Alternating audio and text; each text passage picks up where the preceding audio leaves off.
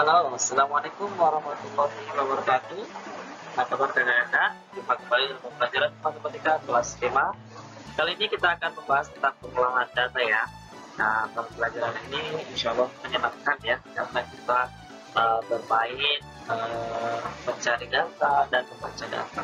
Tidak terlalu banyak menghitung. Oke. Sebelum kita mulai, mari kita buka dengan sebuah kemauan baca basmalah. Bismillahirrahmanirrahim. Baik, untuk pembelajaran kali ini tujuan di akhir kita belajar ini adalah nanti setelah belajar ini kakak dapat mengumpulkan data dengan tepat. Kemudian juga bisa menjelaskan data yang disajikan dalam bentuk diagram, ya, biasa diagram batang, diagram lingkaran, tabel, ya, diagram garis maupun piktogram. Nah, oke, kita masuk ke yang pertama, yaitu cara mengumpulkan data. Kakak-kakak sebenarnya sudah sering melakukan ini ya, mengumpulkan data dengan berbagai cara, misalnya dengan wawancara, mencatat, ya, itu adalah mengumpulkan data.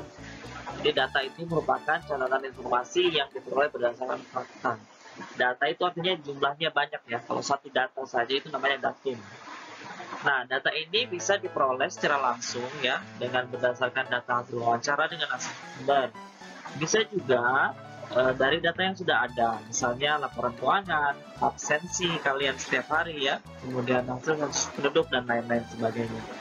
Bahkan data korban COVID juga mungkin bisa ya, pasien COVID, kemudian yang terjangkit berapa, yang sembuh berapa, yang meninggal berapa, itu termasuk data. Jadi banyak yang kita bisa temukan informasi berdasarkan data-data yang ada. Nah, bagaimana cara menyajikan data dalam bentuk tabel? Misalnya kita sudah melakukan wawancara atau kita sudah mengetahui sejumlah datum atau data-data yang dikelompokkan gitu ya. Misalnya kita mempunyai data nilai ulangan matematika 15 siswa di kelas 5. Nah, jadi 15 orang ini ada yang dapat 7, ada yang dapat 6, ada yang dapat 8, ada yang 9 ya. Nah, alhamdulillah ini nggak ada yang dapat 5 ke bawah nih, 6 ke atas semua. Nah, ini 15 siswa ini punya data seperti yang disajikan pada ini ya, pada slide ini ya. Ada 7, 6, 8, 8, 7 ya. Nah, bagaimana cara menyajikannya ke dalam tabel? Jadi kita bisa mengurutkan ya berdasarkan nilainya. Misalnya kita hitung nilai yang 6 itu ada berapa data. Oh, ternyata ada 3 tadi ya kalau kita hitung ya. Kemudian artinya itu banyak siswa yang memperoleh nilai 6, ada 3 orang. Sama dengan nilai-nilai yang lain. Kita hitung berapa orang yang memperoleh nilai tersebut. Misalnya nilai 7 ada 6. Kemudian nilai 8 ada 4 orang. Nilai 9 ada 2 orang. Jadi kita kelompokkan dulu berdasarkan nilai yang diperoleh ya. Kemudian kita tuliskan dalam bentuk tabel. Nah, nilainya yang 6, 7, 8, 9. Kan ada 4 jenis nilai saja ya. Jadi kita bisa tahu nilai-nilainya berdasarkan tadi ya. Kita tahu bahwa ada 4 jenis nilai, ada 6, 7, 8, 9. Kalau bukan bentuk nilai bisa nggak? Ya bisa saja ya. Misalnya data ukuran baju bisa XL, L, S, M. Nah, itu bisa jadikan patokan. Nah, ini adalah patokan dalam nilai tadi ya. Nah, kemudian kita hitung. Tadi yang dapat nilai 6 ada berapa? Oh, 3. Kita tulis di sini. Yang dapat nilai 7 ada 6. Yang dapat nilai 8, 4. Kemudian yang dapat nilai 9, 2. Kemudian kita cek apakah semua ini jika dijumlahkan bentuknya 15. Karena yang kita hitung tadi ada 15 siswa. Jadi harus jumlahnya 15 gitu ya. Nah, ini kita sudah menyajikan data dalam bentuk tabel. Mudah sekali ya. Nah, bagaimana cara membaca data?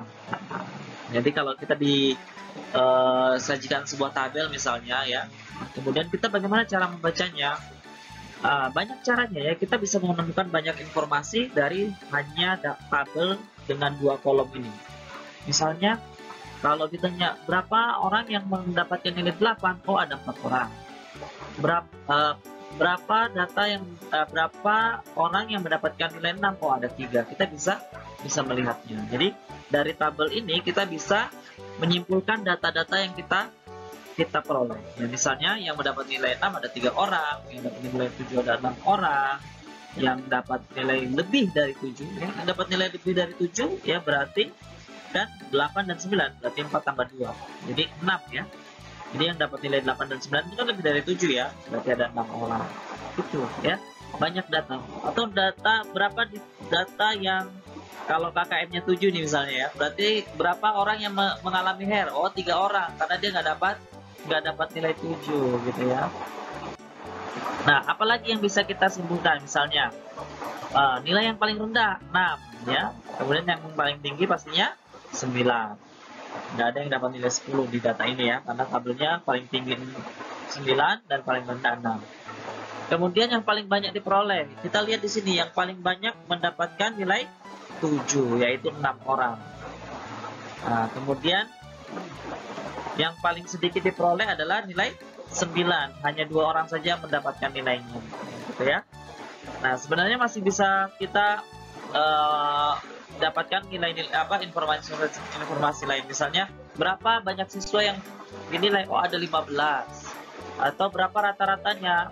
Nanti kita pelajari rata-rata setelah ini ya. Nah, sekarang coba kita membaca data yang berbentuk piktogram. Nah, kalau tabel dan ada gambarnya itu namanya piktogram ya Kak ya. Nah, biasanya piktogram itu ada keterangannya. Nah, ini keterangan gambarnya. Kalau gambarnya yang seperti ini, dia mewakili 10 orang. Kalau gambarnya seperti ini, dia mewakili 5 orang. Nah, gambar-gambarnya ini bisa beda-beda ya, tergantung yang membuat piktogram tersebut. Tapi biasanya ada keterangannya di bawah. Nah, ini salah satu contoh piktogram ya, yaitu tabel gambar pembeli buah ya. Nah, kalau buah apel berapa orang ini? 1, 2, 3, 4, 5, 6, 7, 8. 8, tetapi satu ini mewakili 10 orang, berarti 8 dikali 10, berarti apelnya yang beli adalah 80 orang. Berapa yang membeli melon? 50 orang ya, karena ada 5 gambar ini. Kemudian salak pastinya ada 40. Kemudian nanas ada 40 ditambah 5 jadi 45 orang.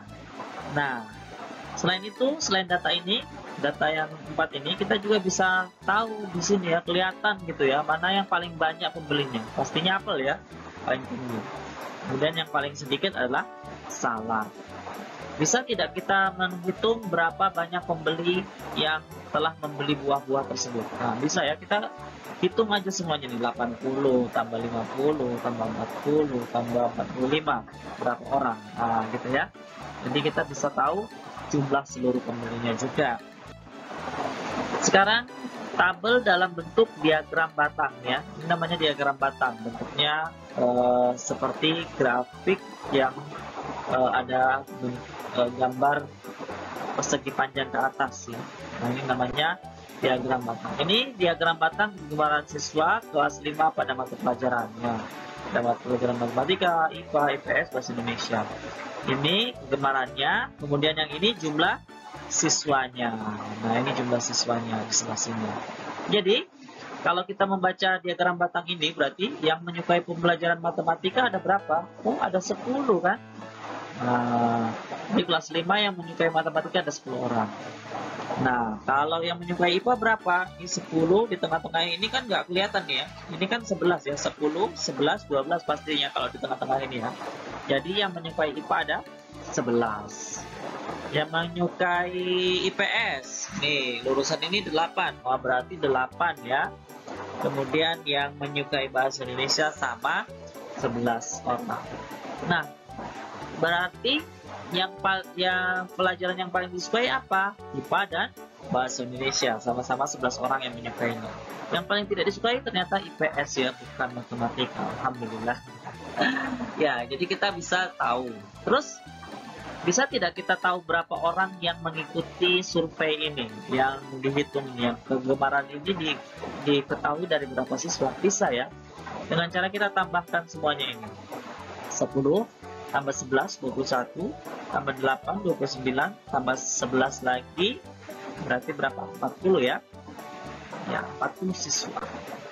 Ini ada 40 siswa. Nah, sekarang diagram garis ya. Kalau diagram garis tentu saja ada garisnya ya. Nah, hampir sama dengan diagram batang. Cara membacanya pun sama.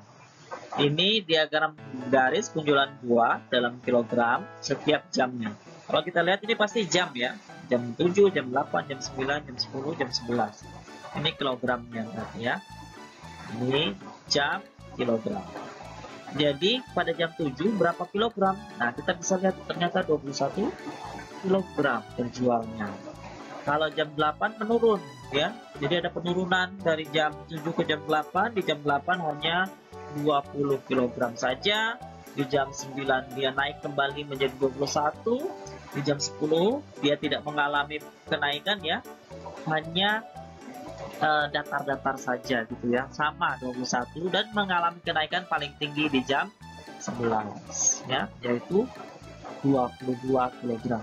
Jadi kalau di diagram garis ini kita enak membacanya karena kita bisa tahu kenaikan ya, penurunan dan kenaikannya. Jadi kita bisa melihat, oh berarti jam 8 tuh memang biasanya turun gitu ya. Nanti paling tinggi itu di jam 11. Biasanya pembeli tuh di jam 11 tuh mulai belanja buah biasanya. Nah, ini dari data-data ini kita bisa kemudian merencanakan sesuatu gitu. Misalnya kalau di jam 11 nanti buah-buahnya nanti saya tambahin karena paling banyak pembeli di situ. Atau tambah pegawai untuk melayani karena jam-jam sibuk gitu ya. Kalau di sini mungkin yang melayani 1 orang, kalau yang di sini melayani 2 orang gitu. Jadi kita bisa merencanakan sesuatu gitu, dengan berdasarkan data-data yang kita peroleh. Jadi kalau diagram garis kita bisa melihat kenaikan dan penurunannya. Nah, kita juga bisa mengetahui jumlah buah yang terjual pada hari itu berapa kilogram ya. Dari 20, tinggal ditambahin aja 21 tambah 20 tambah 21 tambah 20 tambah 22 gitu ya. Sangat mudah. Membaca diagram itu mudah, membaca tabel juga mudah. Nah, diagram terakhir adalah diagram lingkaran. Nah, ini diwakili oleh biasanya bisa persen ya atau derajat. Nah, kalau dalam hal ini diwakili dalam bentuk persen. Jadi dari 40 siswa kelas 5 yang suka pisang 20%, yang suka apel 20%, yang suka mangga 25%, yang suka jeruk 35%. Jadi kalau persen ini berarti bukan jumlah orangnya ya. Misalnya apel 20%, bukan 20 orang dari 40 siswa itu ya. Jadi kalau 20 orang berarti harusnya 50% karena setengahnya gitu ya. Nah, itu.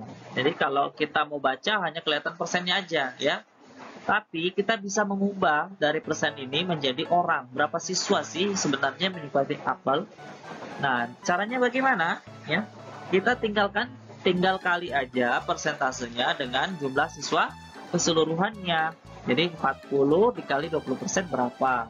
Nah, ini sama. 25% kali 40 berapa? 35% kali 40 berapa? Nih hasilnya Ustaz kasih lihat ya. Nah, banyak siswa yang mau menyukai apel berarti 20% kali 40. 20% kita sudah belajar kemarin di pecahan adalah per 100. Tinggal 20 per 100 dikali 40.